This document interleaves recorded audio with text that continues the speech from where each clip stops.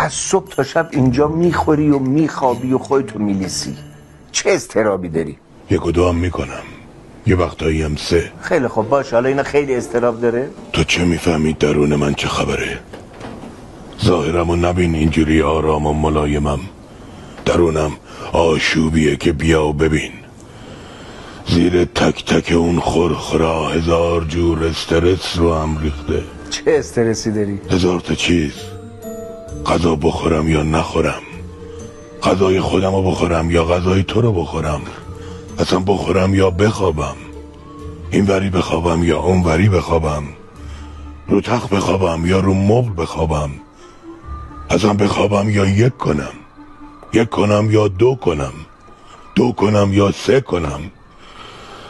اینا همش فشاره. تلف نشی زیر این همه فشار روانی. تلفو میکنن. بده بخوریم.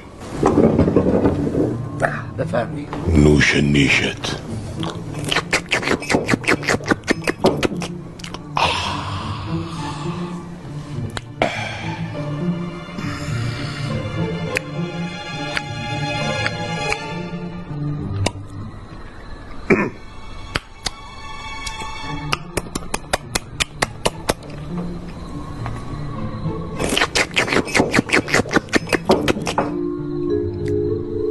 چیزی شده؟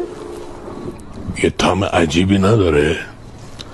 حس میکنم دهنم داره سر میشه. دهن تو خوش نشده؟ نه چیزی نشده. چطور مگه؟ دهنم عینه‌هو کبیر شده. ببینم این دمنوشی که داده بهت اسمش چیه؟ نمیدونم، رفتم گفتم یه چیزی برای اعصاب و آرامش میخوام، اینو بهم داد. تو گاوی؟ مادر باش. آره تو گاوی. گاو. هر کی هر کوفتی بهت بده نپرسیده میخوری؟ چرا بیادبی میکنی؟ صبر کن اینم روی بستش چی نوشته. سنبل تیپ. یعنی خاک دون سره. شروع شد.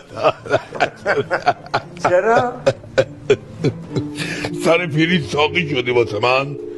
یا هروئین هم بفروش. مزنه کوک چجوریه؟